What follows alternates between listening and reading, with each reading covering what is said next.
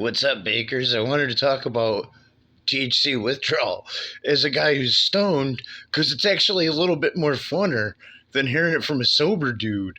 Um, One thing I've noticed before, when you run out for a bit or you take a tolerance break or you actually have to quit or something, is it's really not a bad time outside of the sleep factor.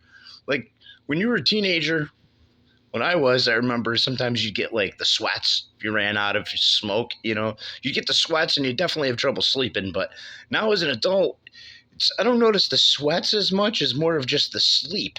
It's like you could have a good old time without the bud during the day and into the night. And then when it gets to be going to bed, you don't seem to sleep right. And you'll kind of like have trouble falling asleep, and then you'll fall asleep and you think you maybe slept longer, but it hasn't been that long. And it's this really weird cycle where you never lock in on sleep. And that seems to be the hardest thing for most people. And I think the easier thing to do is just usually eventually smoke. Like you take a week tolerance break, and then it's like every day you wake up and it's like, Jesus, is this I could keep doing the not smoking, but what's up with the sleep stuff? It's kind of one of those weird withdrawals where it's not necessarily a hellish state, or you're not 100% running around looking for something, but you know that if you rip one, you're going to sleep, and then you'll go back to feeling normal just because you're sleeping. So I think sleep is the number one thing that triggers people after a while to be like, Jesus, this isn't really going away.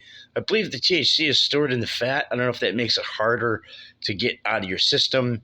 Maybe that's why the effects linger longer. But, I've talked to guys that smoke far less than me, and it's still the same thing. When they go to stop, it's like the sleep, they'll go a week or 2 weeks, and it's like, geez, the sleep never evened out. So it's like, I guess I'll just go back to baking one. It's weird because most drugs, you're either looking for it or it's like, there's a extreme illness. There's not with bud, there's maybe some headaches, little lost appetite, and mostly you start feeling shit because of that sleep. It's a weird thing, and I believe it seems more of a state. Maybe most withdrawals from drugs are a state, and I've never really noticed it like that because it's a real light. It's like it's not end of the world material, but then in there, if you're not sleeping, your body's not going to feel right,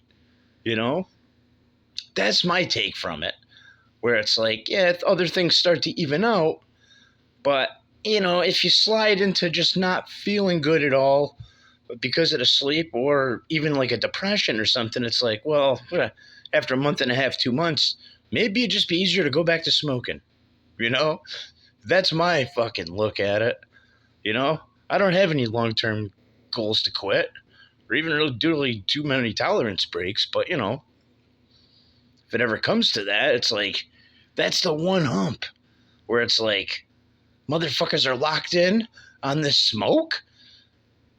And it's not necessarily a bad thing, but I think it's people want to feel good rather than bad. And if you could find a way to quit it and still feel good, more power to you. But for me, I'm proud to be on this 420 shit. And I want you to hear this from a dude who isn't sober. So light one up, pussies.